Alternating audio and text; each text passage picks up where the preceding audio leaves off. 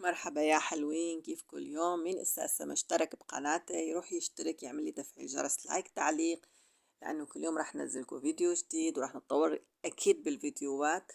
اليوم كنا عاملين بطاطا فروج على حجة المخلل. شوفوا الفيديو كامل شو قصة المخلل معي. وعملت فتوش، كان عندي محشي كوسة بلبن من امبارح، الحمد لله على النعمة، كان أكل طيب وشهي وإفطار شهي. إذا حبيتوا القناة ووصلتوا لهون وشفتوا قناتي بالصدفة، اعملوا لي اشتراك، تفعيل جرس، لايك، تعليق، مشان نتطور بفيديوهاتنا ونشوف كل شي جديد عم ينزل. بحبكم.